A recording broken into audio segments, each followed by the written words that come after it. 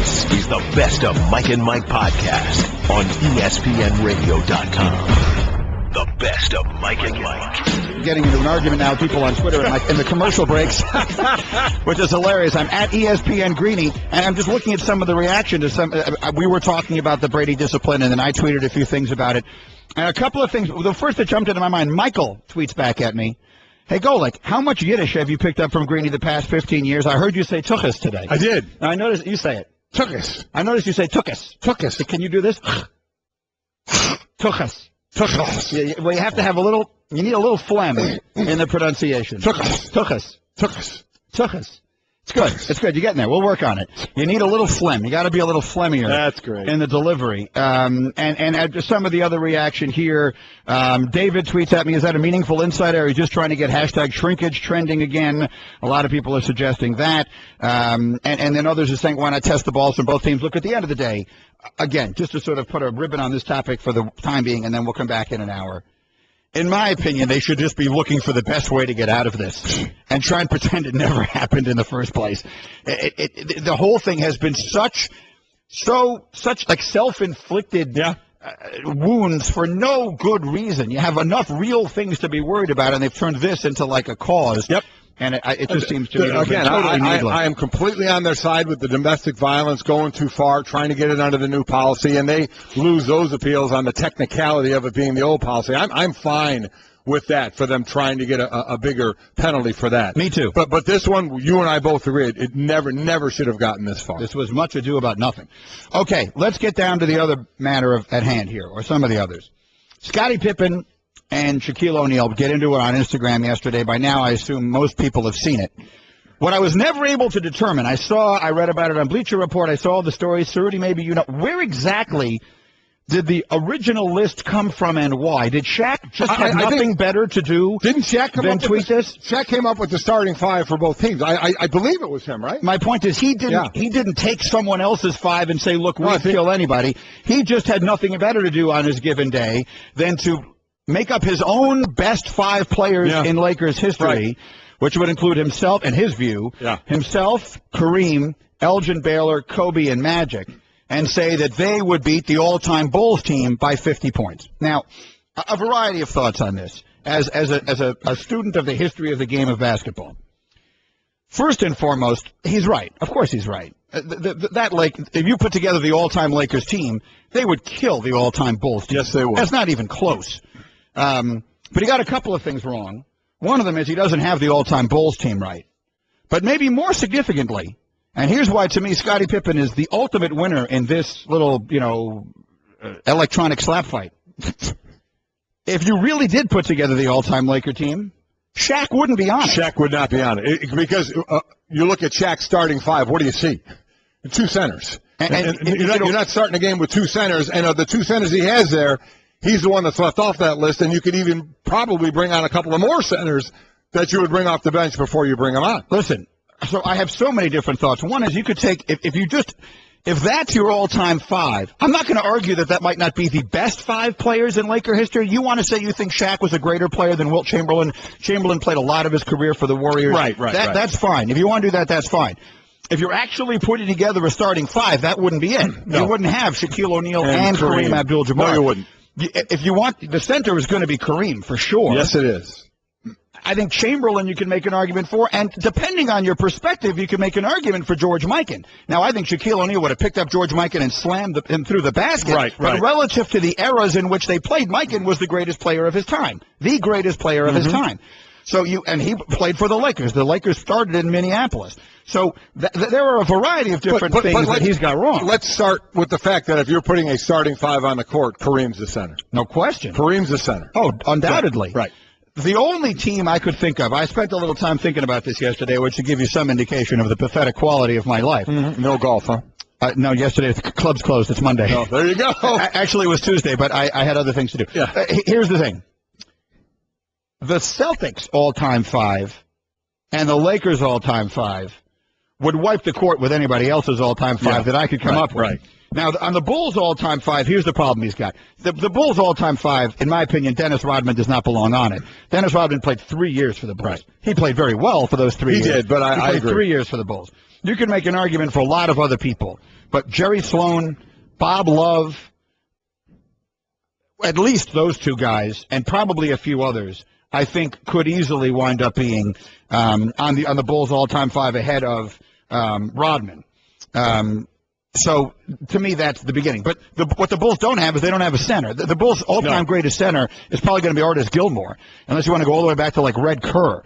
So, if you're not going to do that, that's their problem. Yeah, when they're winning all their titles, they never had the dominant center. And if you want to do it by the numbers, Michael Jordan is the only Bull in history with over 100 win shares. The Lakers have 6 players with 100 or more. Kobe, Jerry West, Kareem Abdul-Jabbar, Magic, George Mikan, and Elgin Baylor.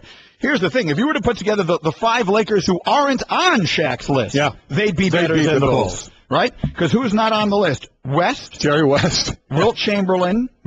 James Worthy. If you want to make it by position, if you need to put another guard on there, you could put Byron Scott on there. There's any number of other players that you could put on there all time. And we haven't even put George Mikan on the team. So the Lakers' second 5 all time could beat the Bulls. Is going to beat the Bulls. Right. Now let me ask you this: who's the Celtics? The center is going to be Russell. Then here are the names that I wrote down. Bird for the rest of the starting 5 is going to be Bird, McHale, Cousy, and Havlicek. Does that sound right? Now, that's leaving off Robert Parrish, Dave Cowens, Dennis Johnson, JoJo White, Casey Jones, Sam Jones. Another deep team. I mean, it's endless, all right? Yeah. I mean, you could just basically start the Celtics of the 60s. Who am I forgetting? I haven't even mentioned Paul Pierce. I haven't even mentioned any of the current guys. How about Paul Pierce? Now, how many years was Garnett there? How many years did KG actually play for them? 6 years? Ish. So does he belong? I mean, is he in the discussion? He's historically not as great a Celtic as some of those other guys, I guess. I didn't even think of the current guys. 6 has to be enough, says Cerruti. So but you're not putting him ahead of McHale. No. You're not putting him ahead of Bird. No. He's not putting him ahead of Russell. So if you're going by position, he wouldn't be on it. If you're going to do it by the all-time 5, are you putting him ahead of Havlicek? Are you putting him ahead of Bob Cousy? No. So it doesn't impact. Pierce, are you putting Pierce ahead of any of those guys?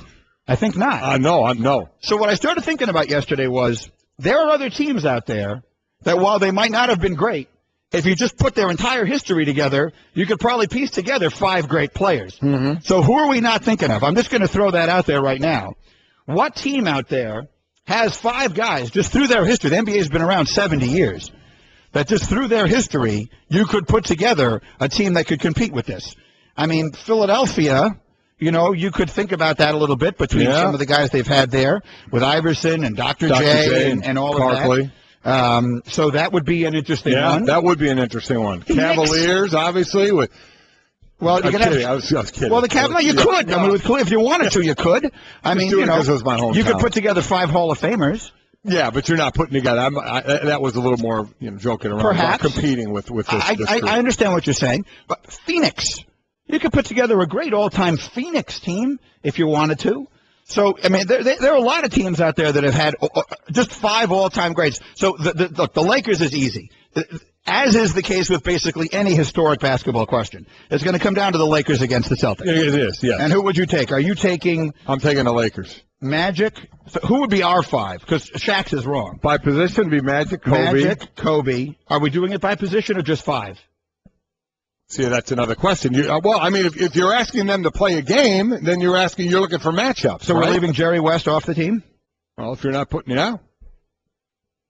I mean, if you're talking about playing a game, right? I mean, if all of a sudden you got 2 centers on the court, how you determining? Because isn't that what you're doing? Trying to put a team on the court and then match up that team? It's West I'm worried about. I'm worried about Shaq. I'm worried about West. West is the logo. I know he is. I mean, West is a guy that if they had 3-point shots when he was playing, people would view very differently. Now, the big knock on West and Chamberlain is that they didn't win. They kept losing. Mostly to the Lakers. To the Celtics. Go with 3 guards because one of them's 6'8". Yeah, I mean, Magic can play anywhere. And then Kareem and Baylor and Elgin Baylor. Yeah, Baylor would go ahead of Worthy. Worthy. Yeah. So that would be their 5. You could do that. And then Russell, Bird, McHale, Cousy, and Havlicek. That's 5. It's a team. It's a team. I mean, Havlicek was really. I think he was. I thought of him as a small forward. I did as well. So you're where he could play in the back. You could play him. Where the Lakers would have 3 guards, again, one of them being 6'8". The Celtics, you're kind of giving one true. I think the Lakers would win that. I do too. But they never, historically they never did. They should have beaten Russell all the time, and they never did. Anyway, it's just an interesting kind of fun. It is kind of a fun thing to do. But I would do it that way. I would make it 5 that could play on the court, that you would match up. Here's my question. What team aren't we thinking of? What team, if you just go back through their history, are we not thinking of? I think Philadelphia is one to delve into. The best of Mike and Mike. Reaction is coming in on Twitter to the question of the all-time starting fives. Again, Shaq and Pippen started this yesterday. Shaq is right and wrong, which is Shaq is right. The Lakers starting 5 would destroy the Bulls starting all-time 5. The problem Shaq has, if you strictly did a Lakers all-time starting 5, he wouldn't be on it. He wouldn't be the center. No one would put anyone. You can't put anyone ahead of Kareem Abdul-Jabbar. What you could debate now is whether you seem to want to just do a starting 5 versus 5 players. There's part of me that visualizes a starting 5 on the court and matchups to see how it would go. But then again, I guess that may take away from the absolute 5 best per franchise. Well, let me ask you this. The 76ers would have Dr. J, right, Allen Iverson, Charles Barkley, right, Moses Malone, right, and Wilt Chamberlain. Chamberlain played 4 years for the Philadelphia 76ers. He played 5 years for the Philadelphia Warriors. Is 4 years enough? Those are 2 different franchises. You can't mix them just because they play in the same city. The Warriors are in Golden State now. If you want to put him on the Warriors, now you have a whole other discussion. And plus, if 4 years is enough, then LeBron's going to be on the all-time Miami roster. Oh, of course, yes. If you're going to put that, that's what I mean. If you're I'm not putting Rodman on the Bulls because he only played 3 years in Chicago. Right. So what's our line? Is it 4 years so we can get somewhere on the other side of Rodman? Yeah. What is the other one that we had here? We had the Knicks was not bad. Ewing, Reed, Frazier, Monroe, Carmelo Anthony. People throwing out a lot about the Spurs. Well, the Spurs have David Robinson, Tim Duncan, George Gervin. Now, who are you comfortable? Are you putting Tony Parker and Manu Ginobili in this company? Are they that kind of good? Sean Elliott? I mean, those are fine players. I'm not saying no. But, I mean, for their team, maybe that's it for their team. Which listen, nobody's competing with the Lakers and the Celtics. Unless there are others better at that position that you can think of, that's who it's going to be, right? I guess. I'm just trying to think. Keep those coming. I'm enjoying reading them as they fly in. I want to put together like a group from a team that you wouldn't be thinking of, that all of a sudden out of nowhere has a great team, like the Warriors. We just mentioned the Warriors. Well, they would have Rick Barry, who's one of the greatest players of all time. They would have Wilt Chamberlain, who's one of the greatest players of all time. They've got Steph, who's a great player. They had the Run DMC or whatever it was days that you had Hardaway at his best and Mullen at his best and stuff like that. So Magic were the Sixers. Mo Cheeks, would Mo Cheeks go on that team? All right, I got to organize this a little bit here. The best of Mike and Mike. Mike and Mike. Back and better than ever, Mike and Mike presented by Progressive Insurance. Our guests like Peter King in a half hour on the Subway Fresh Take Hotline. Quickly, just to finish up the topic of birthday gifts, because I know everyone's out there shopping for my birthday. Without question. The first thing I want is they said yesterday they're coming out with new Chuck Taylors that are going to be more comfortable. I like the lows in white. I also like them in black. It says they're coming in 4 colors. I'm not interested in any other colors. That's a good call, though. I like the white and the black, more comfortable Chucks, the low tops, not the highs. I'd go with the highs. I like the lows. Golic likes the highs. There we go. The other gift I'd be interested in having, and this is one is this unrealistic? People are much less likely to get me this. Okay. The Tampa Bay Buccaneers have bought a new virtual reality teaching tool for their new quarterback, Jameis Winston. They announced Monday they will begin using the Sidekick, which is spelled like sidekick except it's with a Q at the end instead of a CK. It's a simulator football software developed by Eon Sports. The Bucs will begin using the system when training camp begins. The general manager said, quote, obviously there's no real substitute for being on the field when it comes to getting our players ready for game action. However, this virtual reality technology allows us to enhance the learning experience for our quarterbacks without requiring them to put in additional time on the practice fields. The system uses computer-generated graphics to simulate game conditions and allows the user to custom tailor a virtual game scenario from the same perspective they would see on the field during a game or practice session. That? That sounds like the ultimate video game. Right? This is not just Madden. This is like a simulator. Yeah. Well, listen, what's his name? Jordan Spieth got ready for the British Open by playing golf on a simulator that could simulate the conditions of St. Andrews, right? He was at the John Deere Classic, but he's using a simulator. Tons of golfers use that stuff. Did they have a fan blowing on real. Yeah, I mean, they do. They simulate somehow the conditions. And yes, they probably do somehow. I don't know how they do it. I've never actually been in one of those. I'd love to. But, I mean, this sounds like the ultimate video game, doesn't it? Put yourself in there, right? Dial up 3rd and 8th. They're blitzing from the left and whatever it is, and then you get back there and actually see what's going on. So you want to see how inept you would be as a quarterback? But no one would actually hit you? I think it sounds phenomenal. That's a win-win. I could see that. How much do you think one of those goes for? You know what? I have no idea. So and you know, listen, every team is every you know, they look for every little edge there can be. And this is another way, instead of going up on the grease board and then out onto the field or going through walkthroughs, it's another way, you know, in a simulation sort of way to kind of put you. It's really, obviously, it's a thinking tool. How quickly do you make these decisions and make the right choices? Well, the thinking would be the only part of football I would have any chance of succeeding in. I could see. So I'd like that. But more realistically, I'll take the kicks. Yeah, I would agree with that. You have a tough time anybody buying you that. All right, Mike and Mike, let's get to a few more of these starting fives. A bunch of different things here. First of all, it's just amazing as we sat and thought about it. And thanks to a million people are sending us different suggestions. It's amazing how Lakers-centric the NBA is. So it's not an accident that there have been 66 NBA championships won, and the Lakers and Celtics combined to win 33 of them. Yeah, we just rattled off their teams, and they would destroy everybody else we're talking about. They've won half the titles in the sports history, and they've played each other in the finals 12 times. You're good at math. What is 12 out of 66? 12 out of 66? Yeah. What's the percentage on that? I don't know. Is it a quarter? I remember. No. Five times 12 is... So it's 18%. So 18%, almost 1 out of every 5 NBA finals has been the Lakers against the Celtics. I mean, it's incredible if you think about it. That is amazing. The Lakers' all-time starting five, in my opinion, would be, the Lakers' second five would be better than any other team's starting five. The Celtics' second five would be really, really good, but I don't know that it would be better than any other team's starting five. The problem with every other team's starting five is, like, it always starts out great. You got, like, two or three great names. And then the next thing you know, you're on Sidney Moncrief. And I love Sidney Moncrief as a player. I mean, that's what you're going to get. You're not going to get 5 all-time greats. You know, and you know. In some cases, not even 5 Hall of Famers. Yeah. Portland, once you got Rasheed Wallace on the team, you just don't have. Somebody threw out a 5 for the Cavs. Brad Daugherty, Larry Nance, LeBron, Austin Carr, and Mark Price. Yeah, I mean, but again, once you've got Larry Nance on the team, No, he's not Larry Bird. But that's what's going to happen. Right. Well, we know that's what's going to happen. But that's illustrating the point without question that I'm trying to make. Right. Is that most teams, I mean, the Jazz, you've got Malone and Stockton, and then you got Truck Robinson. I mean, we're running out of teams don't put together 5 all-time greats. Phoenix. I was sitting there feeling kind of good about Phoenix when I had Steve Nash and Charles Barkley. Next thing you know, you got Alvin Adams on the team. Yeah. And it's just not one of the all-time greatest starting fives. So, I mean, it's so overwhelmingly slanted towards the Lakers and Celtics, it's hard to even talk about.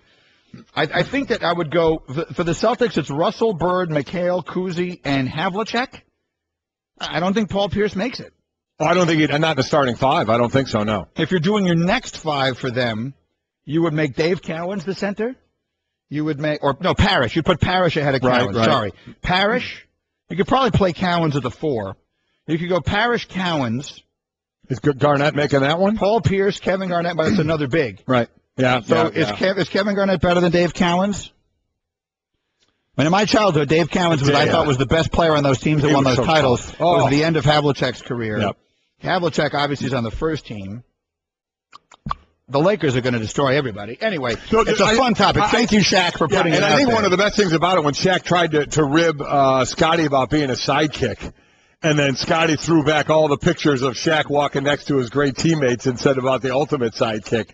At that point, quite honestly, I'd forgotten Shaq played in Cleveland. Yeah, that was the very end. No, I know, but it's still a picture, it's still, he was out there playing. It is. I think that what the point Shaq was making about Scotty was that when Scotty was winning championships, he wasn't the best player on those teams. Shaq is saying he is. I wonder how Kobe feels about that. I completely understand the point. I just liked the picture. You know who we didn't even mention with the Lakers actually is Pau Gasol. I liked the picture too. Yeah. But 2 thoughts. One, if Shaq is going to make the sidekick reference, then I wonder if Kobe's not going to like that.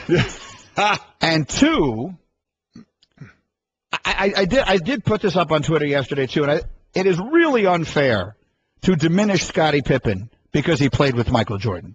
Scottie Pippen is one of the greatest players of all time. He absolutely is. I completely agree with you, but, you just, unfortunately, you look at, where he was in his career, who was playing with, what happened when he was not playing with him at times.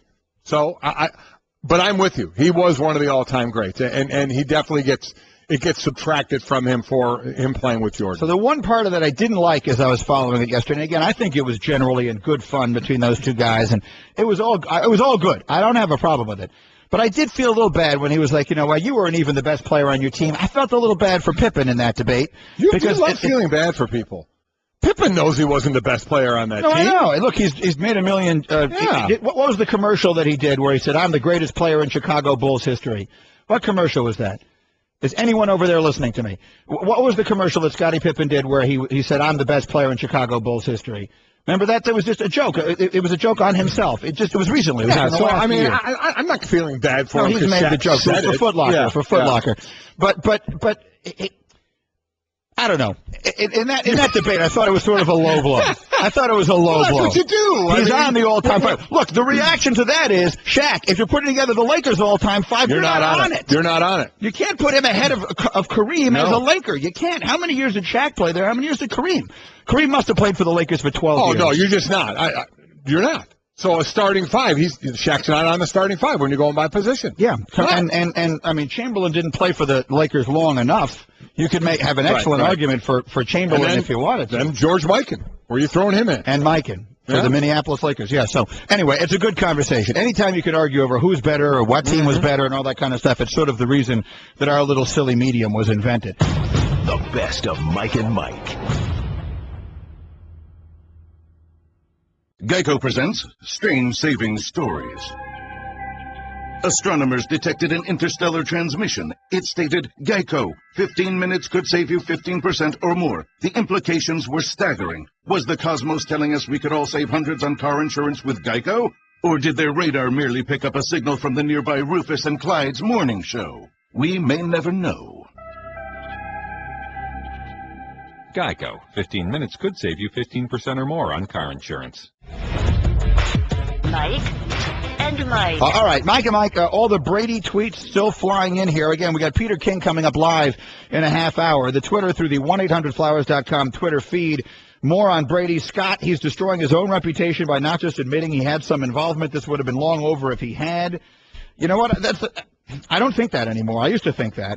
Vince, are you forgetting about the texts? Brady covered it up and denied info he obviously knew about. That's why he's suspended. That's been a big crux of this whole thing is we keep talking about the sin or covering up the sin. And the way the Patriots acted for a while in this investigation, they didn't look good. And Brady didn't look good as far as the phone and the texts and things like that. So that part, which is separate from the crime itself, we both don't think it should have ever gotten there. But that's the part, I think, that people look at Brady and say, well, wait a minute. I think they'll still go to that. Why not just show what's on the phone if you had nothing to do with anything? I think a lot of people are making it almost that simple. And then finally, Joseph Dunn tweets us, of course, they won't test the balls because the NFL would lose their heads if it came out they were wrong. That's another problem they have, is that people are going to be asking questions about the inflation level of balls during this coming season. Yeah. Someone's going to figure it out. Someone's going to figure out a way to find out what they are. And if it does turn out that in cold weather, the balls deflate reasonably close to where the Brady balls wound up, then if they did suspend them, the whole thing is going to come out looking bad. I mean, they boxed themselves in. They boxed themselves in. Yep. To start making decisions based on 51-49, preponderance of the evidence with a matter like this that is so insignificant on one level, which is the inflation level of the footballs, and so incredibly significant on another level, which is the reputation of maybe the greatest player in the history of your game. I don't know how they let themselves get into this position, but at this point, I don't know how they get out of it gracefully. I really don't. I don't think there's a grace, because I don't think they take all the games away, and if they leave some, then Brady goes to court. This thing continues on. All right, we're Mike and Mike. Yesterday, with your help, we put together the 5 biggest questions in each conference leading into training camp season. We took them all morning long. You threw a bunch of questions at us. We picked the 5 that we liked the best for the NFC, 5 for the AFC. We'll put together a little training camp next question in the form of a 5-point stance. It's brought to you by O'Reilly Auto Parts, better prices every day. A special 5-point stance with Mike and Mike. Game time. The 5 biggest questions in the NFC. All right, here we go. So good work done by everybody here putting them together. The first question was on the Vikings. Mm-hmm. Will Adrian Peterson's return have a big enough impact on Teddy Bridgewater and the Vikings to get them into the playoffs? For the answer, we went to Ben Gessling. Adrian Peterson's return to the Minnesota Vikings is certainly something the team has been angling for a while. There's certainly a reason why the Vikings tried as hard as they did to keep Peterson in 2015. They think he is going to have a monster year in his return from his suspension. He said to me in February that he wants to shock the world in his return, and the Vikings feel like when Peterson is lined up for that kind of a year, he can be the kind of transformative player that can change their whole offense. We certainly saw that in 2012 when he came back from his ACL. Will that be enough to get the Vikings to the playoffs? It certainly helps Teddy Bridgewater. He's got more to work with on offense this year than he had last year, but it will take Bridgewater taking all of the weapons he has around him now and using those for the Vikings to make a playoff run in 2015. Thank you, Ben. So here's a number. The Vikings ranked 6th in the NFL in rushing efficiency last year, despite being without Adrian Peterson after Week 1. That said, there's only one Adrian Peterson. It's one thing to run the ball well. It's another thing to have Adrian Peterson in your backfield. Teddy Bridgewater completed almost 65% of his passes as a rookie. He showed enormous promise. So, Mike, how much better do you think Bridgewater becomes now with AP behind him? I think it's huge, without question. But remember, we're talking about a 30-year-old running back as well, and we hit that 30 number. We know what goes on there. There have been 6 individual seasons, a couple of running backs did it twice, of 1,500 yards or more at 30 years or older. I don't think there's, to be honest with you, anybody out there that thinks Adrian Peterson couldn't, get to 1,000, I think for sure, but couldn't get to 1,500. So I think it helps Bridgewater, who I really like, had a nice completion percentage last year. Their top leading receiver last year was Greg Jennings. He's gone. He went to Miami. So, now Kyle Rudolph back from injury. I keep bringing up his name. That's always a security blanket, but that's a really big and good one for Bridgewater to have. But the running game, they're not great at anything. So being able to have that running game back is really going to help Teddy. All right, the next question in our 5-point stance was about the 49ers, and it's pretty simple with all the players they've lost. On the defense alone, Justin Smith and Patrick Willis and Chris Borland and Ray McDonald and Parrish Cox and Chris Culliver and others have the 49ers sunk to the bottom of the NFC. We went to the man who covers them for us, Paul Gutierrez. Well, I guess it would be easy to say that the 49ers have dropped all the way down to the bottom of the NFC, considering the talent that has left. It's been kind of a biblical mass exodus leaving the team here. But I'm not so sure that they've fallen all the way at the bottom. There's still some top-tier talent. I don't know about the depth.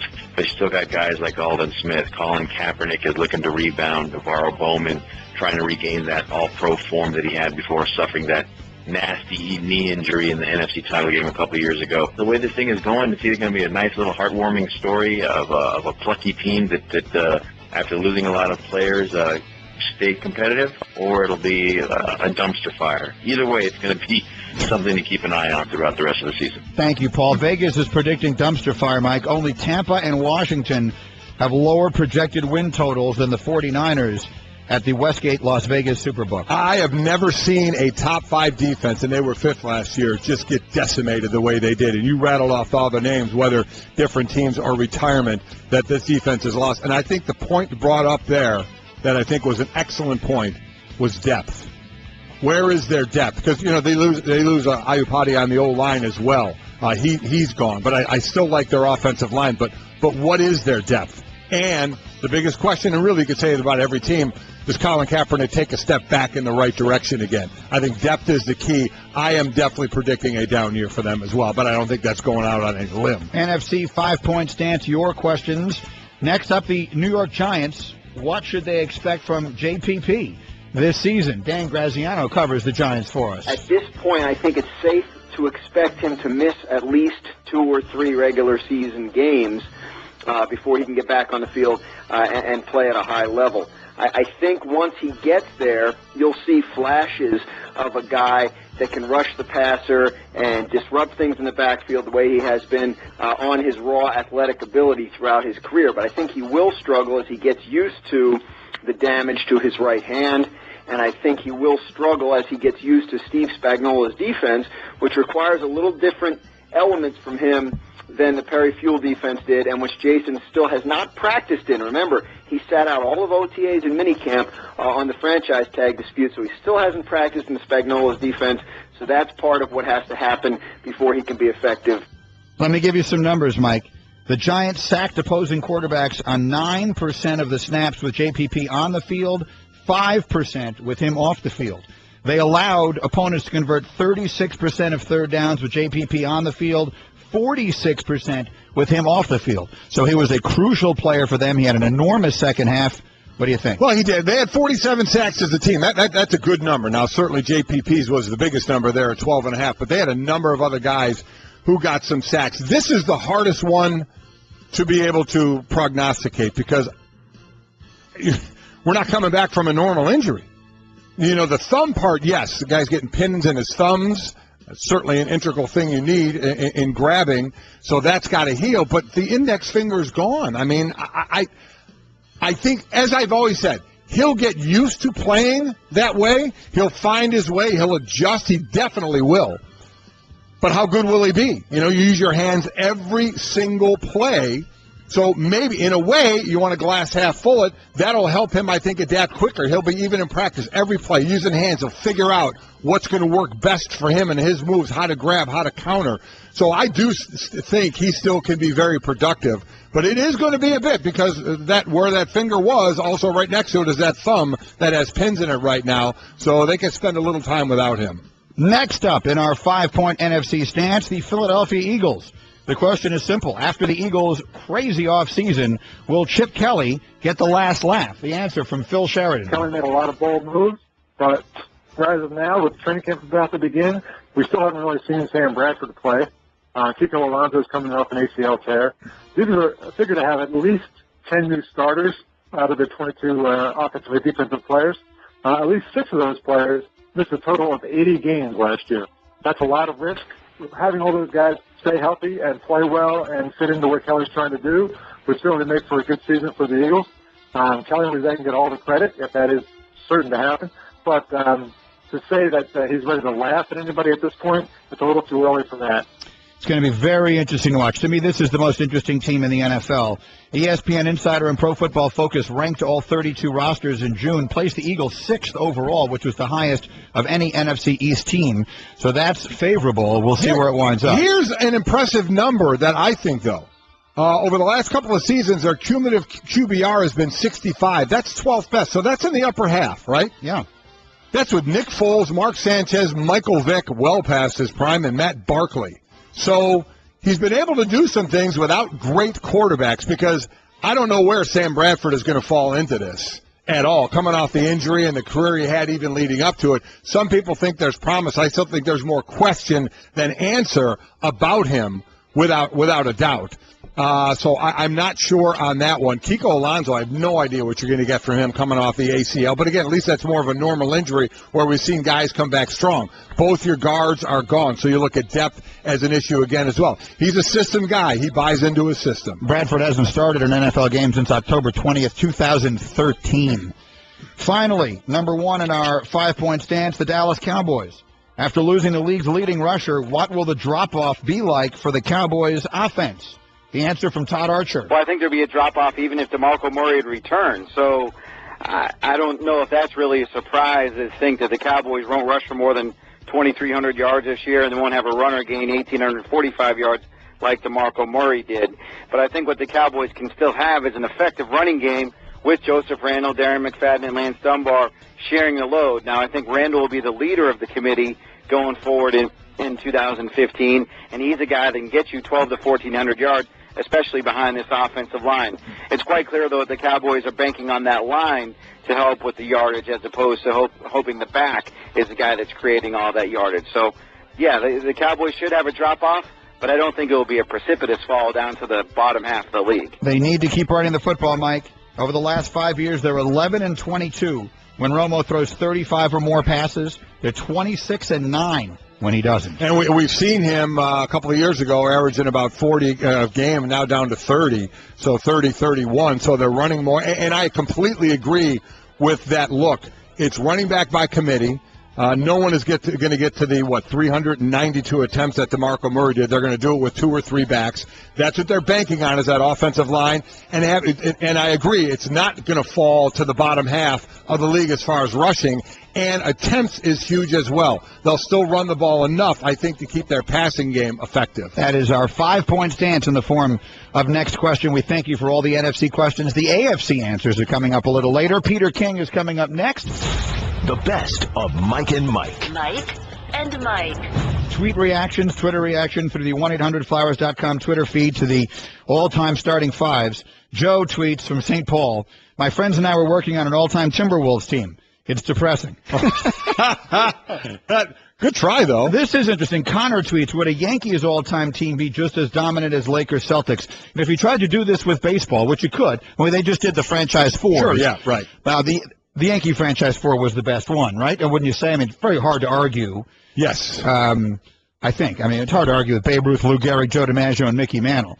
But if you were to put together the all-time team, I have to believe, I haven't even given it any thought, the Yankees would win. Be the top, would it be as dominant as the Lakers and the Celtics? It's an interesting thought. Ed tweets, can't forget about the coach for these all-time basketball teams. So right there you got it. With the Lakers, would your coach be Riley or Phil? Or Phil. With the Celtics, of course, it's going to be Auerbach, yeah. I don't know. Riley or Phil? I'd go Phil. Phil won 5 championships with the Lakers. Riley also 5? Did he win the first one? I think the first one was Westhead. That was before Magic. Yeah, Magic was a rookie. So I think Riley would have won 4 titles with the Lakers. If we have to give each one of them a job, I go Phil coach and put Pat Riley as a GM. How'd that work? You know what? But Jerry West was the GM, and that worked out just fine. You know what? You're absolutely right. Those 2 franchises just dominate the sports. Okay, yep. Mike and Mike presented by Progressive Insurance. Joining us now on the Subway Fresh Take Hotline, our friend Peter King from themmqb.com. Is back with us here and had a really interesting piece. Peter, we read it this morning and spent a lot of time talking about it and would love to get your perspective on it directly here. The suggestion that you have for Roger Goodell as we await any minute, any day, any week now for him to rule on the Tom Brady appeal. I was fascinated by the suggestion that you had. So for those in our audience who haven't seen it or heard it, what do you think Goodell should do? Well, Mike, I mean, look, I don't expect that he will do it. I don't expect anybody in the NFL office would do anything other than chortle at this point. But, the NFL in its 96 years has never measured footballs pregame, postgame. They measured them pregame, but they haven't measured them pregame, midgame, and postgame until the AFC Championship game. There are some in the physics community and some who know a lot about science, and I know nothing, who will say that what happened in the AFC Championship game, and some of these people, by the way, do not have Massachusetts addresses. Some people will say that what happened to the footballs on the Patriots game is natural, and it is natural for footballs to lose a certain amount of air pressure, on a cold day. So the NFL this year is going to, in 256 regular season and 11 postseason games, measure footballs for their air pressure for the game at halftime and postgame. Now, I don't think they're going to measure every football in every game, but they're going to take a sample at the very least of at each game. So what happens if Roger Goodell comes out and whatever he does with Tom Brady, keeps the sanction at 4 games, put it at 2 games, whatever. What happens if we find out that in games in northern climates late in the season, that it's pretty natural that 1.5 pounds of air pressure comes out of the footballs in the 2 hours between the pregame measurement and the halftime measurement? What is going to happen then? When there isn't any smoking gun that Tom Brady ordered the code red, before the AFC Championship game or before any game. And he may have. I don't know. I just know that what was presented in the Wells report, at least to me, is not proof enough that Tom Brady ordered the 2 guys from McHale's Navy to lower the air pressure in the footballs. Well, I mean, and that's debatable amongst many people. Some think there was enough. Some think it was 15-1 to 49. That it was that the text made him involved and gave the league enough evidence to go ahead and do what they did. And while I understand what you're talking about here, I don't know why the league would want to keep it going, Peter, at this point. I mean, Greeny and I both think it never should have gotten this far anyway. Well, the only reason they would want to keep it going, Mike, is that the potential for a disastrous outcome. I mean, just what happens if next December they find out that all games played in sub 50 degrees temperature, that it was common for the footballs to go from 12.5 pounds per square inch an hour before the game to in a controlled environment to 11 pounds per square inch on average at halftime of the game. If that happens, the league is going to have tremendous egg all over its face, because unless there's more evidence that connects Tom Brady to having his fingerprints on this and ordering the footballs to be deflated, if that happens at that point, then they will have suspended Tom Brady for 4 games for something that quite likely he didn't do. So that's the only reason. I totally get what you say. If Roger Goodell now says we're going to defer our punishment, all punishment, till after the season, obviously he looks stupid, because he never should have done this in the first place. Yep. He should have thought of this, at that point. But I'm saying that would be a lot worse than finding out then than it would be deferring the punishment now. I'm in agreement with both of you. I'm in agreement, Peter, that would be worse, and I'm in agreement that he's really not in a position to do it, to postpone until after the season. It's an excellent example of why they never should have suspended him 4 games in the first place, particularly absent the knowledge, Peter, that you're talking about. So that leaves us with one question. Now we know what you think he could do or should do, but I think we all agree that probably isn't what he's going to do. What do you think he will do, and when? I think he'll either reduce the suspension slightly or do nothing with it, and he'll do this by the time the Patriots have their first practice on July 31st. I just don't see how. I mean, Mike, normally you would have heard by now leaks about, well, Brady presented this evidence, Brady presented that, or did whatever he did. So, in other words, now he's totally got a clean slate, and there's enough evidence for Goodell to totally set him free. Well, we haven't really heard that. We've heard from Brady's side that, what an incredible job he did in the 9 hours he was in the office, and we've kind of heard from the NFL side, they did okay. So, again, absent any proof right now, I doubt that Goodell is going to change it. I doubt he's going to vanquish or eliminate the penalty. I mean, he may, out of good faith in trying to get this done, he may just say, would you take 1 game to just drop this? But again, I doubt that that's going to happen. I think he might, lower it a little bit. But and I expect it to happen sometime before the start of the Patriots' first practice. And then quickly, Peter, if he does that, and we've heard the reports, we haven't heard it from Brady's mouth, but reports that he will fight any suspension, he'll take it to court. Do you absolutely 100% believe that? I've heard the same thing, Mike, but I don't know the answer to that. It makes logical sense because Jeffrey Kessler, his attorney, has a long history of taking things as far as he can in court. So I would expect Brady to challenge whatever penalty there is.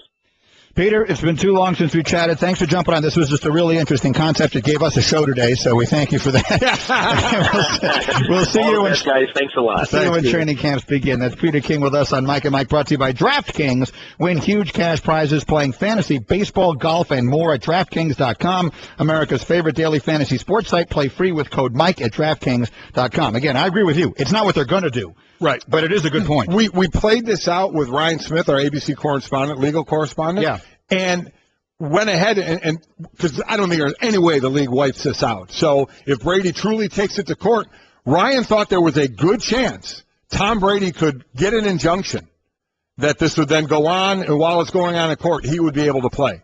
And then, that brings up the possibility if it gets worked out in court during the season and he doesn't win, Tom Brady, does he then get suspended at that point of the season?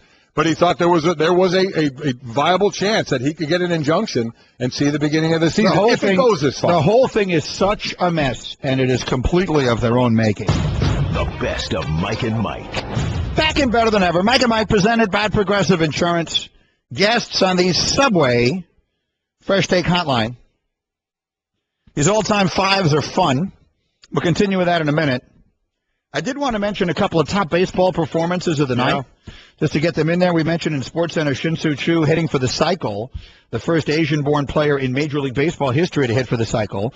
That's obviously a sensational performance by him. There were two others. The Rays' Nathan Karns, Mike, becomes the sixth pitcher in American League history to hit a home run in a 1-0 win. Now, obviously, this hasn't happened in a very long time. Because in the American League, for a very long time, pitchers didn't bat at all. But now you've got the interleague play and all that. But for those younger listeners in our audience, they haven't always had designated hitters. So this did used to happen, and the last time it happened was done in 1962. The group that Early Wynn did it, Red Ruffing did it. I think I heard this morning, it doesn't say on this stat I have here, I think Milt Pappas was actually the last to do it. Right, in 1962? I believe he was the last American League pitcher to hit a home run in a 1-0 win. But one way or another, that's a pretty nice night for Nathan Karns. Yes, it is. You're the pitcher and you win a game 1-0 and you hit the home run. The other great performance is this guy, Kyle Schwarber. Can the Cubs have more production out of their rookies? Well, this is the thing. I mean, people have been talking about how they've been putting this thing together, and it was all coming together. Boy, and is it working. Wow. Now they bring up this kid, Schwarber. He hit a game-tying homer in the ninth, a go-ahead homer in extra innings, and the Cubs beat the Reds. Two stats on him. He's the first Cub to do that, to hit a game-tying homer in the ninth and then another in extra innings since Andre Dawson in 1990. He also now has 2 4-hit games in his first 11 career games. I believe he's only started 8 games. Yeah, and he's played in 11. It's incredible. He has 2 4-hit games. The rest of the Cubs have combined for 1 4-hit game all season. So this kid has come up and is just unstoppable immediately. There is no team that has more great young talent. We talked about all these young players than the Cubs. And we talked about, with the trade line coming up, where would the Cubs be standing in line? But, boy, I tell you what, I mean, they are building something really, really good there that you just want to let marinate over time to see where this is going to go. Well, 9 days and counting now to the trade deadline, and the two teams that I think you keep a close eye on in that National League are the Cubs and the Mets. Because if the Cubs are the Cubs willing to give up something significant to get themselves another starting pitcher? If they do, watch out. Are the Mets willing to give up something significant to get themselves at least one more bat? What they probably need is more than that. If they do, watch out. Those are two teams to watch, I think, around this trade deadline, and there aren't all that many names out there to go get. No. Are you willing to go get Cole Hamels and owe him $75 million for the next 3 years? Is that what he's got coming? Yeah, that's the thing. $76.5 million, I think, is the number. 68. So but with $68 million after this year. With Cueto, it's a more rent a player. You use him and bring him in to decide what you want to do after. But Cole, you're locked in a little bit there until you decide what you want to do. So there's two different scenarios with these two pitchers that we've been talking about. For whatever reason you wanted to get either one of them. All right, 9 days and counting to that. Interesting stuff. Your fresh take all morning long with all these lists of the all-time fives brought to you by Subway. Get to Subway for the new turkey and bacon guacamole today. Subway, eat fresh. It's been great fun. Again, Shaq and Pippen started this thing yesterday, and they're going back and forth on Instagram about our all-time starting five would destroy your all-time five. Now, what we have to make a distinction of here as we get into the middle of the debate is whether we're genuinely putting together a starting five or are we just putting together a franchise's 5 best players? I'm fine either way. The problem for Shaquille is if you're putting together the Lakers' all-time starting five, he's not going to make it. Right. If you're going to put together their 5 best players of all time, he probably does. Well, I guess the way to look at it, if you just do your best 5 of all time, then you're just matching up and saying who is greater. At least with a starting 5, you can kind of match up on the court a little bit, correct? And I think there's something to that. Listen, it's still all just your opinion anyway, but at least you can more visualize matchups than thinking, Kareem and Shaq are on the court at the same time, which isn't happening. So that's why I kind of like the starting 5, which when you do that, for some of these organizations, that lessens when you have to, you have the two greats at one position, you can't have them on the court at the same time in the starting five. The Lakers have 4 historically great centers. If you make a list of the 10 greatest centers of all time, the Lakers have 4 of them. In fact, if you make a list of the 7 or 8 greatest centers of all time, the Lakers have 4 of them. They have Kareem, they have Wilt, they have Shaq, they have Mikan. So they've got all those guys. I think that Kareem has to be the starter, right? So if we're just putting one center on the team, it's going to be Kareem. Yes. Right? Yes. And then in the backcourt, you got Magic Johnson, Kobe Bryant, and Jerry West. Who are you leaving out? Are you putting all of them on the five? I think I'm putting them all. I think I'm putting them all out there with Elgin. So your Lakers 5 is going to be Kareem, Elgin Baylor, Magic Johnson, Kobe Bryant, and Jerry West. Yeah. All right, I can live with that. Yeah. The Celtics are the only ones that are even in the discussion. Right. I just tweeted a minute ago, the Lakers' second 5 would beat anyone else's all-time 5 besides the Celtics. I think if you're going to do it as a team, then Russell has to be the center, which is going to leave out Parrish and Cowens. Bird, McHale. I think it's Bird, McHale, Havlicek, and Kuzi. Right? That leaves out Kevin Garnett. It leaves out Paul Pierce. It leaves out players like Sam Jones and Casey Jones and JoJo White and Dennis Johnson, all of whom are in the Hall of Fame. That's where your bench comes into play. They'd have a great bench. A deep bench, huh? I mean, boy, have those two teams just dominated the sport. Yeah. If you really think about it. They've won half the championships. 33 of the all-time 66 titles have been won by those two. 12 of the all-time 66 finals have been those two against each other. Against each other. And actually, give me another one, Hembo. How many finals have featured at least one of the two? So if 12 have been the Lakers against both the Celtics, there's no question that more than half of the NBA finals in history have had either one of them. Yeah. No question. Of all the finals in history. So it's not a secret why those. Would the Bulls be next? I don't know. I might lean to the 76ers. The 76ers, if we're putting. Is Wilt on the 76ers? Are we putting him on there? He played 4 years for the 76ers. Did we make 4 our number?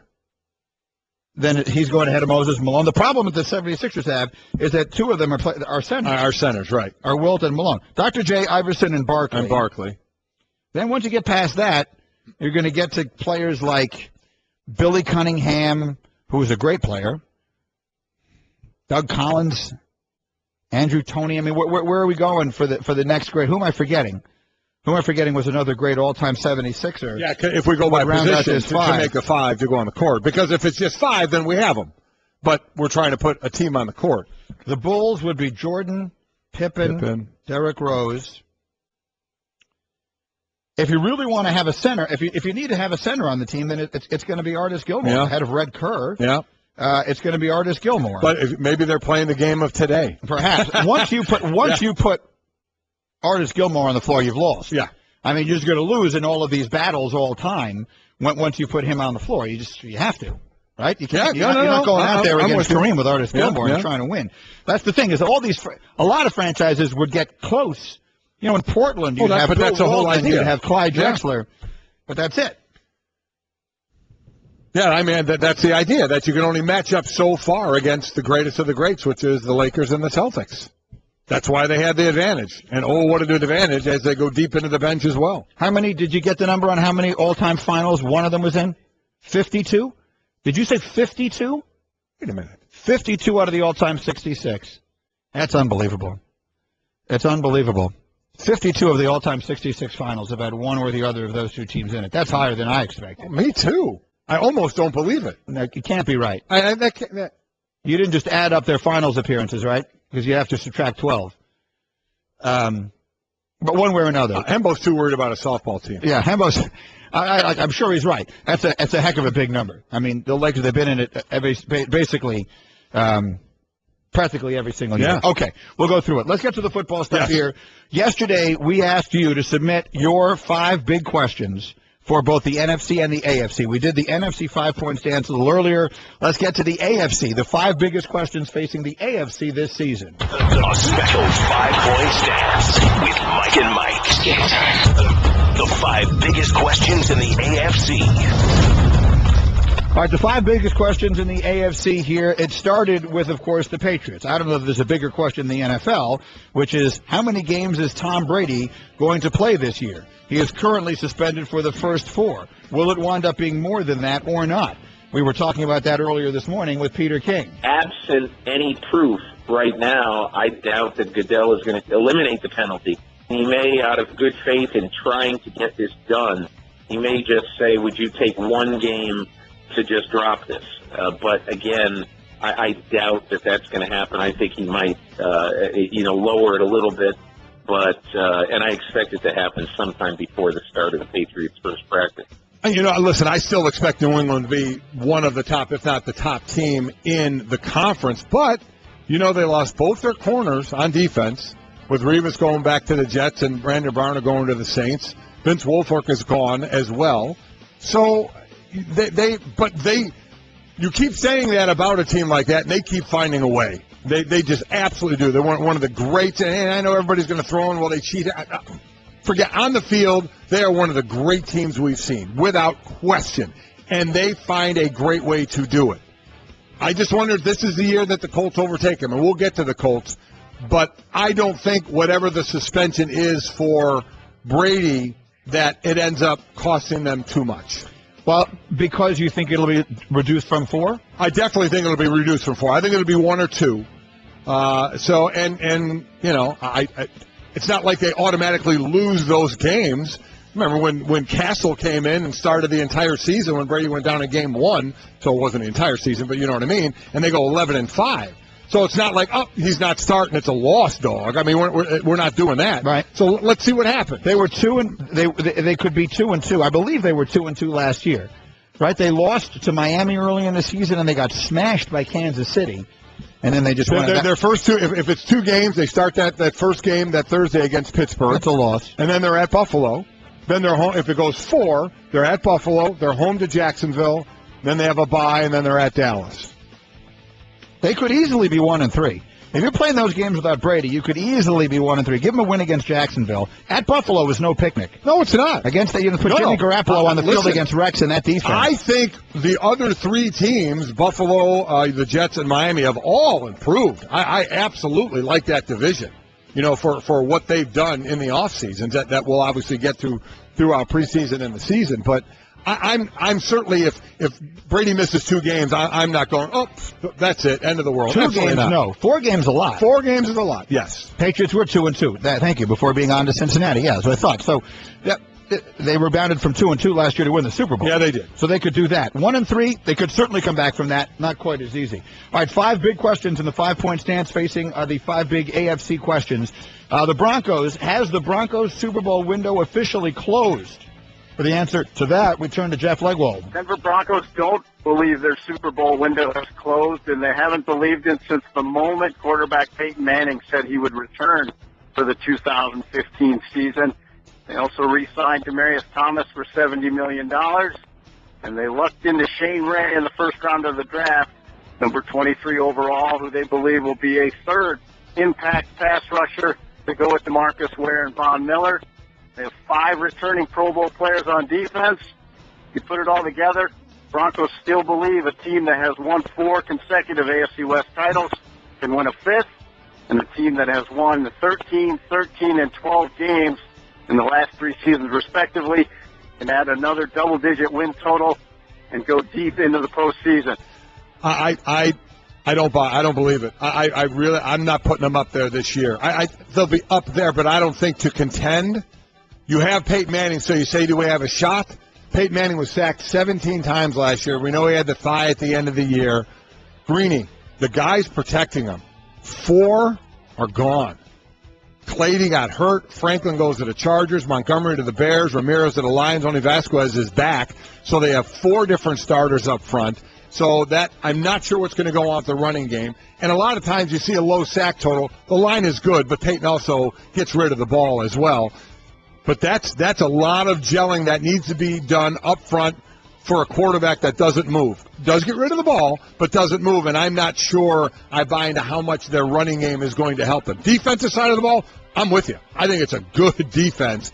the defense that could have to carry some of this team, and then a way to make sure Peyton is healthy enough when you're making that playoff run. I was reading some interesting stuff about Peyton, about how he went for he called it a no BS physical, where he went in and really got himself checked out to make sure that he was physically capable of coming back and playing at a super high level, and that he was prepared to retire if he was told he was not. And I don't doubt that, and I don't doubt the physical went well. That's not the issue. The issue is not starting out the season. The issue is week 15, week 16, week 17, the playoffs. That's the issue. I have no doubt he'd be healthy this year. He'd be healthy next year going into a season. But that's not what you're worried about. You're worried about the end of the season. The 5 big questions in the AFC in the form of a 5-point stance. Next up is the Jets. The question is, with the additions they've made on offense, particularly adding receiver Brandon Marshall, how effective can Geno Smith be this year? Here's Rich Samini. With an improved receiving core, i.e. Brandon Marshall, Geno Smith will be improved this year. I think the biggest difference will be in the red zone. He was the 27th rated passer last season in the red zone, but having the 6'4" Marshall and his wide catching radius will help tremendously. Now, will this make Geno Smith a top 10 or even a top 15 quarterback? That might be a stretch. I don't think he's demonstrated enough consistency over his first 2 seasons to say he can get to that level right now. So many numbers against him, from the fact that when he's thrown targeted wide receivers, 13 touchdowns, 26 interceptions. He's been pressured 30% of the time on dropbacks, 4th worst. He holds on to the ball too long. Some of that's on the O-line as well, but he holds on to the ball too long, doesn't make the decisions quick enough. He's been a turnover machine. So will he take the next step? Brandon Marshall definitely going to help. Decker's a big receiver as well. They get the kid, Devin Smith from Ohio State, another wide receiver. So he has better weapons. But I think if this team is going to go anywhere, I'm not sure how much you let him go and open it up. I think they have because if you're going to be like that on one side, you need to be great on the other side. They're a great defense. Now, to be without Sheldon Richardson with 4 games, I get it. But getting Cromartie back, getting Revis back, that D-line is also a tremendous D, the Sons of Anarchy. I think that is a great defense that could definitely keep them in games. So I'm not going to lie, I'm a little careful with Geno Smith because the turnovers will absolutely, going out on a limb here, they'll kill you. If you want to play that way, then play Ryan Fitzpatrick. They brought in Ryan Fitzpatrick. Play that way. You want to play that way? Play that way. Geno Smith is going to get every opportunity to be the starter of this team. And if he turns the ball over, you're going to see Fitzpatrick, guaranteed. Mike and Mike in a 5-point stance. The 5 big questions in the AFC. Next to the Texans, a team I like a lot. Who's going to be their quarterback? For the answer, here's Tanya Ganguly. On the last day of the Texans' mandatory minicamp, I pulled Texans coach Bill O'Brien aside and asked him a few questions about the quarterback position. He volunteered then that there really wasn't much of a separation in his eyes between Brian Hoyer and Ryan Mallett, the 2 guys competing for that position throughout their offseason. O'Brien has talked a little bit about Hoyer's mobility and how he sees that as a plus for him as a player, and that's something that's hugely important to this offense. Hoyer has talked about it by saying that they always want to be an athlete in a 6-foot circle. And he learned a lot about that, he said, from watching Tom Brady do it. Now, O'Brien doesn't believe in waiting too long to make this decision. He thinks that the team really needs to know who their leader is going to be as early as possible. What do you think, Mike? Who's going to be their quarterback? I think you got to be, if you're a fan, you're hoping it's Mallett. I think Mallett. I think Mallett's going to be the quarterback. But I agree that they're close. And I don't know if that's a good thing or a bad thing. Is it going to be enough for them? Another team with an excellent defense. We've got to see how Jadeveon Clowney comes back after missing last year. You obviously have the best defensive player or some team picture for sure, if not the best, in J.J. Watt. Do they have enough on offense? Running. This is another team that ran the ball more than they passed it last year. Their leading receiver in receptions was Andre Johnson, who's gone. It's all on DeAndre Hopkins. He's their top guy. They get a couple of guys in free agency in the offseason. But do they have enough offense? Again, it's a really, really good defense. But do they have enough offense? And if these quarterbacks, you know what you need quarterbacks in these situations to kind of be like? That old Alex Smith. That 18, 19, 20 touchdowns, 7, 8, 9 interceptions or less. That's what you need them to be. Be productive. You're not going to be a 40 touchdown guy, but you don't want to be an 18 interception guy, a 15 to 18 interception guy either or more. Finally, the Indianapolis Colts round out our 5-point stance. After their offseason acquisitions, they brought in a lot of veterans. Do the Colts now have enough to overtake the Patriots in the AFC? The answer, Mike Wells. The Colts didn't do anything in the offseason to prove that they'll be able to stop New England's running game, which is rushing for more than 650 yards against them in the past 3 games. But the difference this year, though, is the Colts improved their offense with the addition of running back Frank Gore and receiver Andre Johnson to go with receiver T.Y. Hilton and tight ends Dwayne Allen and Kobe Fleener. Now Andrew Luck has his best supporting cast in 4 years. The Patriots, who Luck has thrown 10 interceptions against in his career, lost their top 3 cornerbacks and Vince Wilfork in the middle of their defensive line. So that's why this is the year that the Colts are capable of finally getting past the Pats in the AFC. What do you think, Mike? They brought in a lot of older players. It doesn't usually work in the NFL. No, it doesn't. But I think this could. I may be going with them as the team to beat in the AFC because you have a franchise quarterback in Andrew Luck. You're loaded for receiver. Remember, they drafted Dorsett, a wide receiver. So between him, we'll see what he does as a rookie. But we saw rookies last year have a huge impact. T.Y. Hilton and Johnson. Gore, running back. Herman's, they pick up an O-lineman for up front. Defensively, Trent Cole. They get as well. Defense is where I'm concerned on that side of the ball, and how much pressure that then puts on the offense. But I think they are in line, and to me, that's one of the biggest. To me, it was in the NFC, it was Minnesota. Could they raise themselves up to playoff status? And could in the AFC, could the Colts finally get to that Super Bowl and get that Super Bowl victory with their franchise quarterback, Andrew Luck? We shall find out. Interesting stuff. Okay, Mike and Mike, as we continue, that's a great job by everybody sending us your questions for the 5-point stance. Mike and Mike. And now, for Geico's edition of Stuff Found in Your Car, we go inside your side door pocket. Hello, yes, the crumpled receipt with gum in it. From your anniversary dinner, you sprang for expensive wine, your server was Beth. That dinner was a couple $100. Money you could get back if you switched to Geico and saved hundreds of dollars on your car insurance. I bet you'd save that receipt. Frame it even. But really, where did I go wrong? Was it the corkage fee? Geico. 15 minutes could save you 15% or more on car insurance. Visit geico.com today.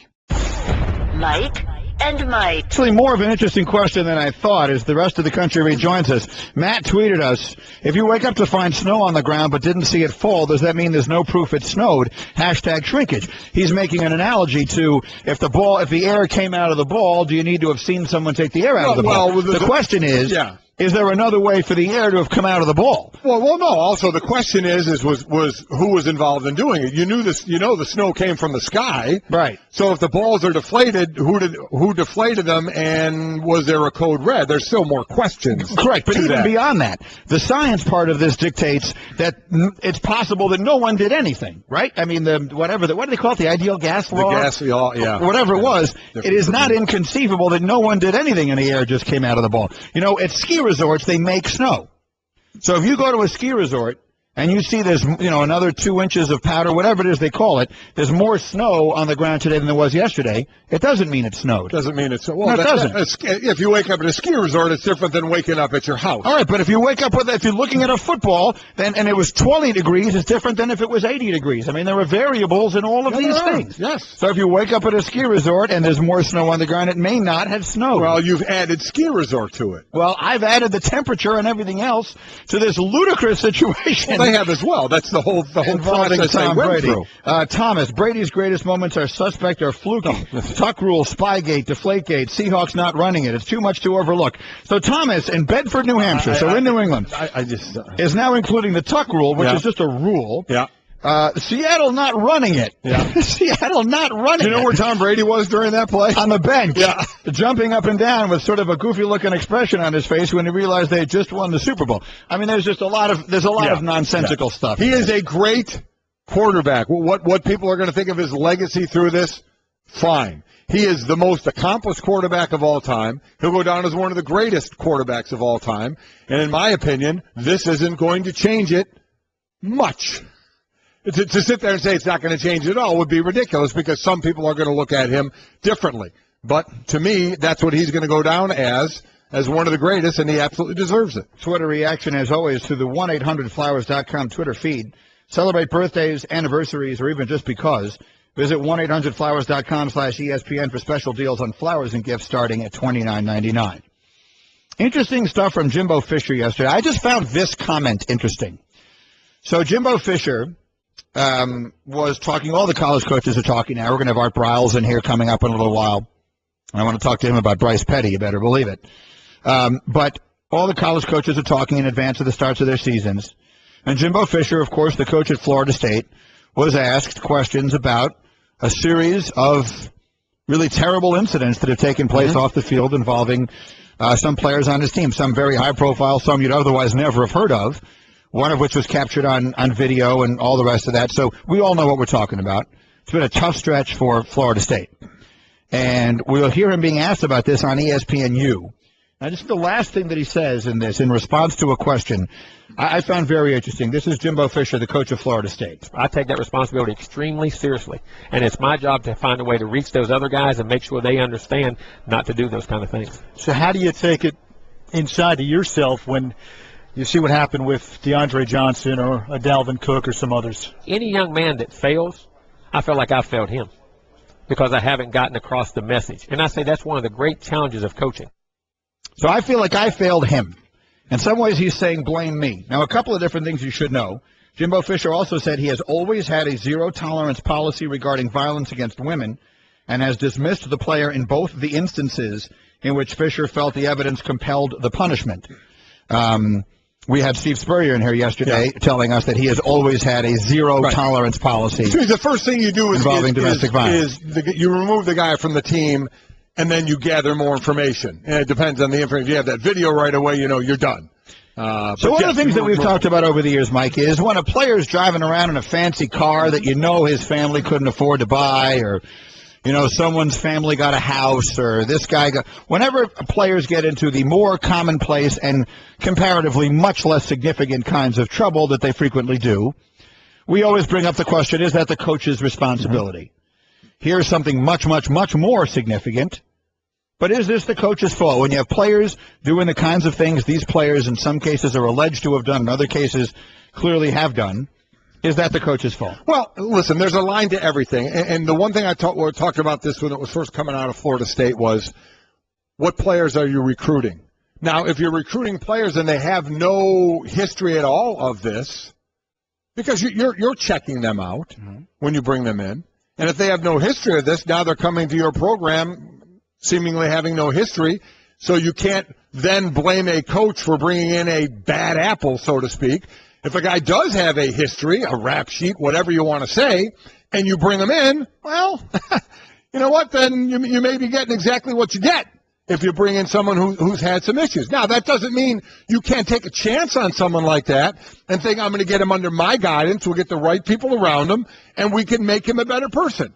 It's not like you don't make dumb decisions when you're in high school. Unfortunately, they can follow you for a long time, but it doesn't mean you can't change. So I'm not saying if anybody had any issue at all, you don't even look at him anymore. But some may not. Some just say, you know what, he's not on our recruiting sheets anymore.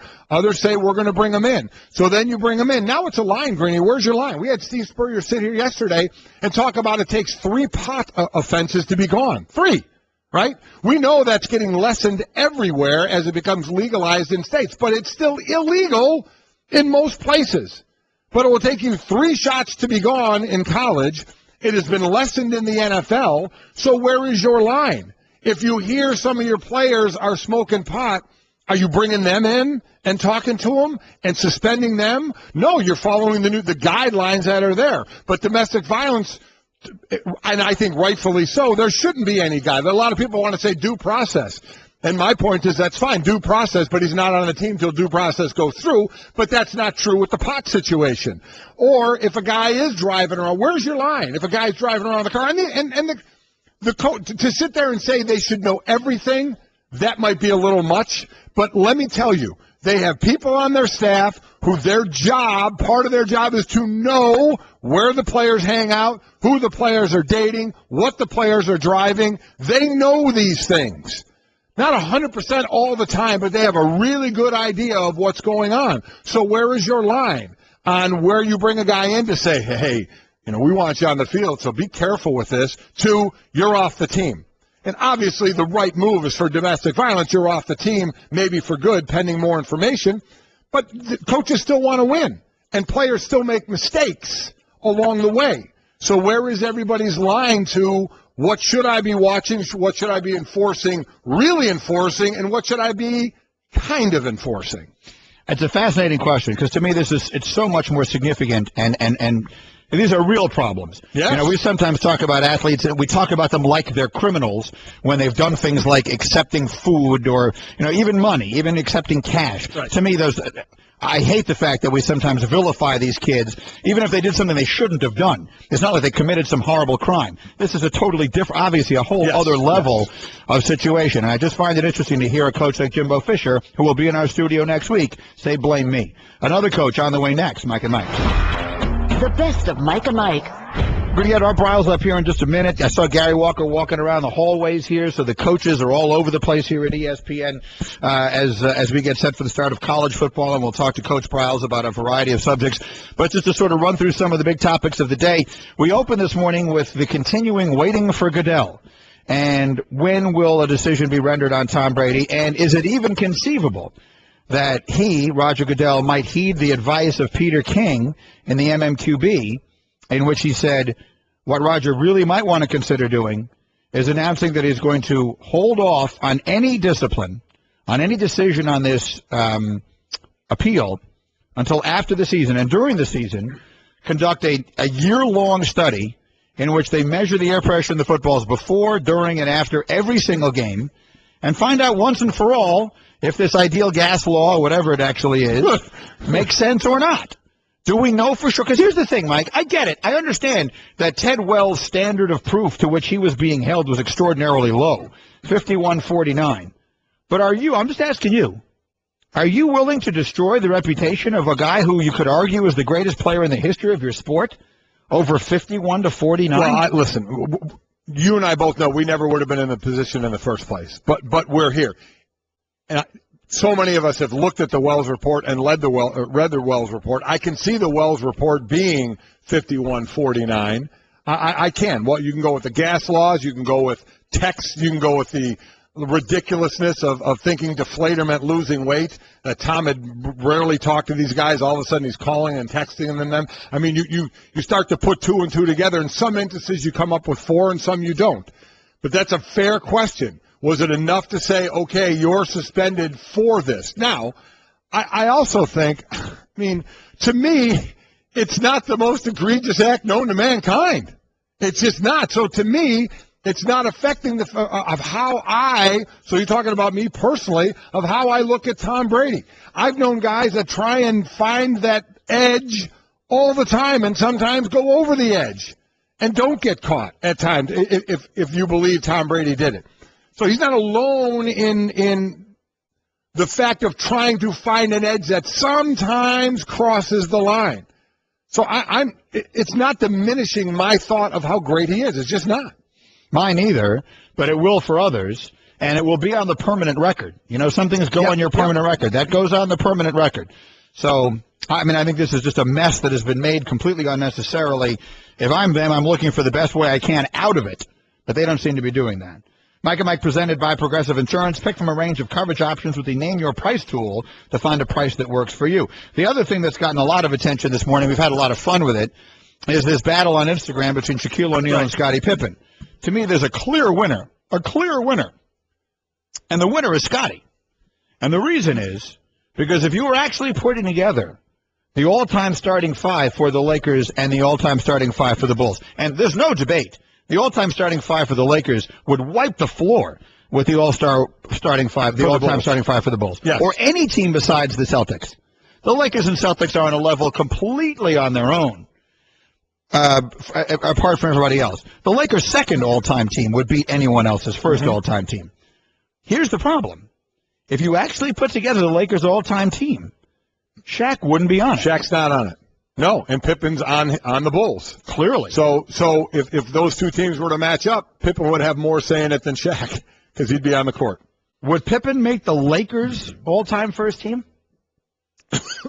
I don't think so. Well, we didn't put a small forward on it. We didn't. We put three guards on it. We made Kareem, just for those just joining us, we decided we're making these actual teams as opposed to just picking the five best players. So we made it Kareem, Elgin Baylor, Jerry West, Magic Johnson, and Kobe Bryant. So I'll just ask it this way. If you're putting him on the team, you're taking someone off. Who are you taking off? Taking off Elgin Baylor? You taking off Jerry West? I'm not.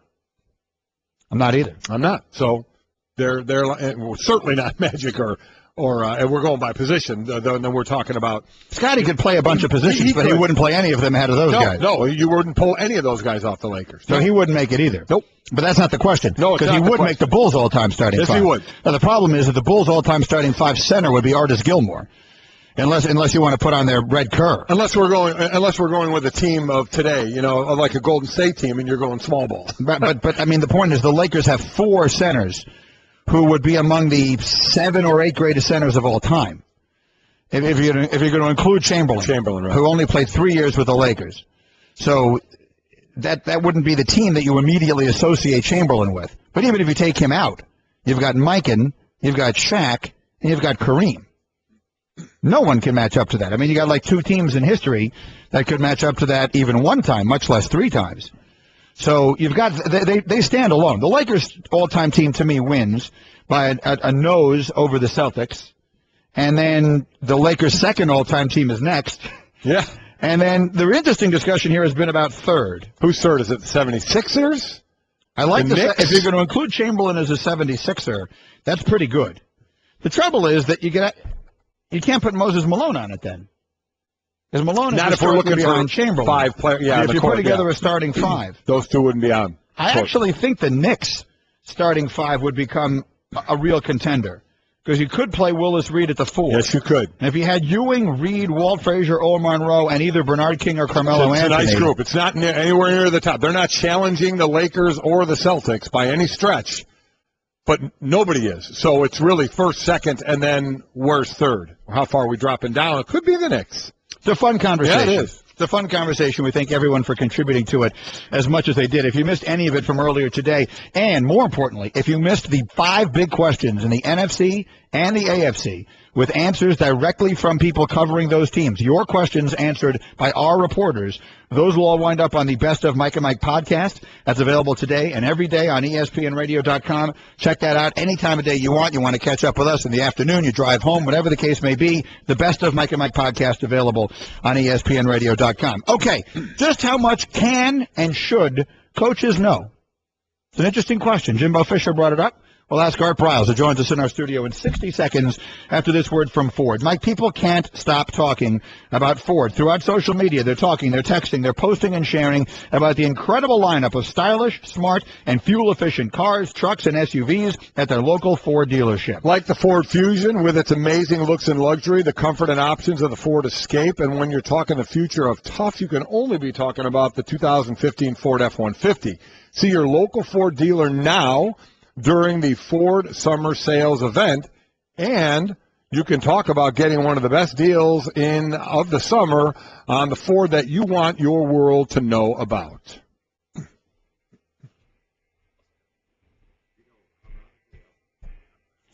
All right, we're Mike and Mike. We're presented by Progressive Insurance. Our guests on the Subway Fresh Take Hotline, except those who are good enough to stop by our studio, and here he is. The man in the middle of all of the controversy last year around the time of the NCAA, the college football, first college football national championship playoff. Here's the head coach of the Baylor Bears. Art Briles is with us in our studio. How are you, Coach? I'm good. How y'all doing? Doing well. And before we get to any of that and what coaches should know in the serious of the conversation, Greeny, I don't know if you know about this guy, but I need you to tell me about Sean Oakman. I mean, this kid, 6'9", 280. If you could play a game without your shirt on, he would be the guy to do it. I would never have my shirt on in my life. I see him doing pull-ups. He'll make you put your shirt on if you're around him. He would, yeah. He's that's doing what he pull-ups, does. Greeny, with 120 pounds strapped to his waist. He's doing pull-ups. The dude's a freak show. He's a beast in a kind way. Yeah, He's the real deal, and we're really glad that he decided to come back because I think he just solidified himself, as a dominant player in college football, and he's dang sure going to help us win games. So we're excited he's coming back. I need to know what his fat percentage is. When he walked out there, that you want to talk about like the picture that launched 1,000 memes. I mean, everything in the world, he is a monster. There's no question about it. And he's a great kid. That's the most important thing. He's going to graduate in December, and so he's just he's a good person. And he's a heck of a player. Good for him. He'd look great in a Jets uniform, I'll tell you that. Speaking of which, we got one in the Jets uniform. Speaking of which, before we get to anything else, I got to start there. So I almost jumped out of my seat when the Jets had what I thought was the steal of the draft by taking your quarterback, Bryce Petty, when they did and where they did in the 4th round of the NFL draft just this past May. So my question to you as one who coached him all through college, the book on him was it's going to take him a little time to come from your system on into the NFL and develop. I'm willing to wait a little time. Yep. But give me your thoughts on the ceiling of Bryce Petty as an NFL quarterback. I think it's kind of similar to what he had in college. He waited his time, he was patient, he watched, he learned. He watched Robert, he watched Nick, and he got a lot of good, successful experiences watching. And hopefully, he'll get that same chance in the NFL. I think it's really tough on the guy to jump in and play, straight out of college, regardless of what system you're in. I think that's kind of proven. Robert's kind of an exception. He goes in the first year and wins the East for the Washington Redskins, but he's an exceptional athlete. I think it's really good for Bryce. His ceiling, I think he's 10, 12-year player, because he's smart. He's got a great arm. He's tough, and he's got an inner drive that you want out of everybody you coach. I want to talk about the system because we had this conversation here yesterday about, a college football coach, your job is to win games. That's it. That's how you're judged. You're judged on winning games, not on developing players for the next level. But when I hear all the scouts and all that are on draft time talk about it, they always say, well, that Baylor system, that is whatever it is, that's the one that the quarterbacks are going to need the most time because there's no playbook. You're just running everything from the sideline and all that kind of stuff. Explain the system. For the average fan out there, explain the system and what makes it unique. Well, the people that don't know about it don't understand it. So to us, it's the best way to win football games, and that's what we're paid to do. And that's why people pay money to come see a game. They don't come see people huddle, and stand around and look at each other and pat each other on the shoulder pads. They come see action. So we're an action offense, and we're an action defense, and we're a team that plays in a dynamic fashion. As far as the system, we're doing what I've always done. That's trying to give guys a chance to be successful on the field and do it at a high rate of speed. Development, we had Kevin Cobb drafted. Case Keenum's done pretty well. RG3's done well. Bryce Petty's going to do well. So I think you go down any college team and go through their history, and you'll find some quarterbacks that hit, and you'll find some that miss. It's kind of on the person once you get into whatever situation you're in, regardless of high school, college, or the NFL. Big fan of Bryce Petty. I agree with that. I think the Jets got a great steal there. And as far as that, and we've certainly heard a few coaches on the other side of it talk about the high rate of speed. They think it should be changed because of the danger to players. Not many people believe that's the reason why they want that to change. But just your thought when you hear that. We're playing fast, and now there are those that say maybe we shouldn't be playing as fast. We're playing within the rules. That's what it is. If the speed limit's 70 and you go 75, you expect to get a ticket, So the rules say you got 40 seconds before you can snap the ball.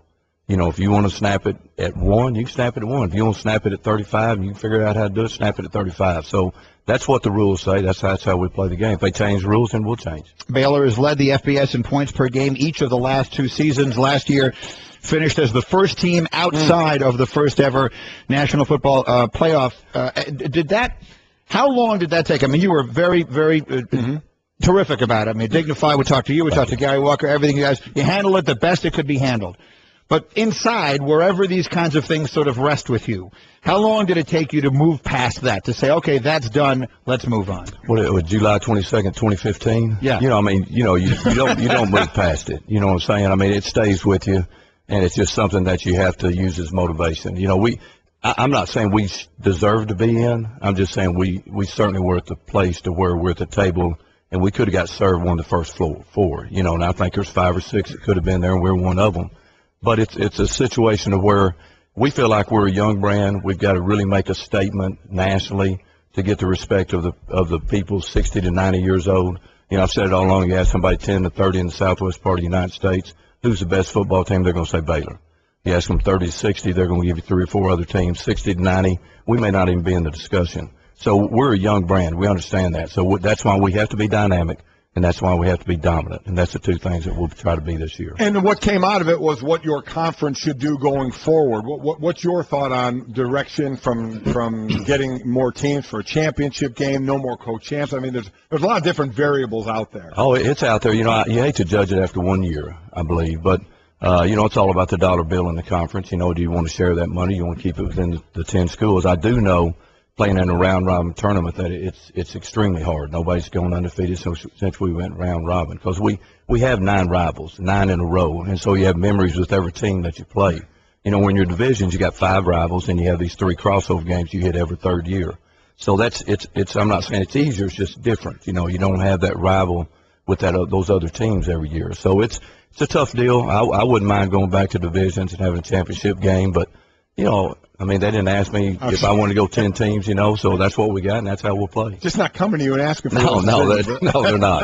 I'm just glad to have a job, I promise you. Is in our studio, the coach of Baylor. Everyone is yelling Gary Patterson in my ear. What did I say? Did I not say Gary? I mean, he's here. I just saw him outside the hallway. You said Walker. That's right. Gary Walker. I never called out a Northwestern guy. Former coach of Northwestern. Yeah, your school, though. There you go. That's what I was thinking. Yeah, a great coach, by the way, Gary Walker. Yeah, unfortunately, the circumstance with him. Yes. Obviously, I meant Gary Patterson, whom we saw after that as well. And he's here. I just saw him outside. There's a whole bunch of guys walking around in purple shirts. Yeah. And it's not Northwestern. He's it's got the a posse TCU with guys. him. Yeah. He does. Okay, I want to get to this.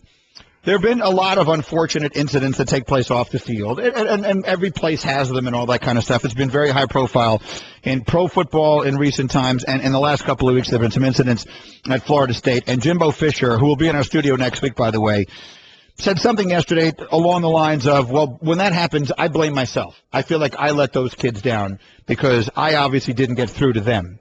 And I asked Golic, as one who was a player and whose sons played, just how much can a coach possibly be in charge of absolutely everything? I've always said, if a player takes a free sandwich or a free ride or someone gives him a car or whatever it is, can a coach be expected to know that? These are obviously matters that are a lot more serious than that. Just how much can a coach be expected to be on top of everything, and what can a coach do about circumstances like these, which are obviously so much more serious than improper benefits? Yeah, I would hope that Golic, I actually miss the show. I do listen to y'all when I'm driving to work in the morning, but I would hope that he said that Coach Fisher is being a little tough on himself because, quite honestly, in today's world or in any world, back in the 60s, you'd never know a lot of these things ever happen. Now, everything that happens. And, you just got to hope that guys get enough, background information to keep them from making a mistake. And it's hard. It's hard. It's hard to count to 10 before you do something, which you should do and ask yourself, should I really do this? What are the consequences of this action? But, for him to feel like that's his fault, I don't believe that. I think we all care and love our student athletes and want them to do well. And what we have to do is try to nurture them into the right behavior. But they're getting pulled in a lot of different places, and so you just got to hope that, you have brothers keepers, you have guys on your team that take care of each other. And that's the way we try to approach it. We try to make sure our guys go out in groups and, that they look after each other. And what I said, as I said, to think 100% of the time a coach would know what's going on would be crazy. But there are also people on the staff who, I know certainly when I was playing, I know when my kids were in school, who kind of know where the players hang out, things like that, what the players drive, who they may be dating, all things like that. In your situation, is it laid out to the team? I mean, no circumstances that a line to be crossed and you're not around for certain acts? I mean, do you lay it all out to players before, or is it just kind of some of it assumed? No, Mike, everybody knows, and we go over all the domestic violence and, how to treat women and, how to act in public. So everybody's aware of the situations. And then, if you get caught in one, then we deal with it, because every situation is different. Art Briles is here in our studio. Here's good news. The FPS, which we put together, onto the good news. Our preseason football power index, the FPI, ranks you third going into this season. Last year, the top 3 teams in the preseason FPI all wound up in the Final Four. Amongst the Final Four teams standing. I like that. So that's a positive projection. How do you think this team, as your season begins, shapes up compared to a team you had last year? You know, it's interesting, and I think time will tell. You know, if you're in the predicting business, then you're going to be wrong a bunch. But you know, I feel like that. You know, with what we have back defensively, 9 starters on defense, we got 7 or 8 on offense, and we got some specialists back. I mean, all these guys have had championship experience. You know, and that's the critical thing. There's all types of experience. These guys know how to win games. They know how to win championships. So when we walk on the football field, we expect to win. We expect to win in dominant fashion. So I think going into the season, you know, if the quarterback situation we feel good about Seth Russell, he's a guy that, you know, can really make plays with his feet and with his arm. You know, he walked into the Manning camp unknown, walked in the door. They're saying, who's that guy? When he walked out, they said, there goes Seth Russell, because he won the Manning Challenge out of 38 QBs. So that's the kind of deal we like. Our deal is kind of, what's my name? You know, we want people to respect us enough to know our name, and that's what we've got to do this year in 2015. And along those lines, we talked about this some. We had Coach Spurrier on yesterday, and Greeny asked him, because Greeny and I differ a little bit on this. I don't think there's any responsibility for a head coach that you have to prepare your guys specifically for the NFL. Coach Spurrier agreed, so that our job is to win in college. But you've had 20 guys drafted since you've been there that are going on to college. So do you balance that, or is it this is our game and your players are just good enough to play at the next level, or is there any thought in your mind of preparing guys for the next level? We certainly want them to play at the next level, you know, Mike, you know, without question, and we want them to get their degree, which they're going to get at Baylor. You know, we're highest graduation rate in the Big 12, so they're going to get that degree. But along the lines, these guys have dreams of playing, you know, NFL, just like you did, you know. Mm-hmm. So they have that goal, and I feel like it's our job, my job, to help them attain that goal with all possible standards that we're able to do it with. So that, yeah, it's certainly something that when we recruit a kid, you know, if we feel like he's got the potential, then we'll talk to him about it. Now, I'm not going to tell somebody that can't play that they can go play in the NFL, but if he's got the ability to get there, then we're going to help him get there. They are the most fun team to watch in college football. They're the Loyola Marymount of college football today. The Baylor Bears. Art Briles, pleasure to have you here. Thank you, Coach. Thank you, man. This has been the Best of Mike and Mike on ESPN Radio Pod Center. To hear more from Mike and Mike, log on to ESPNradio.com and become an ESPN Radio Insider. The Best of Mike and Mike.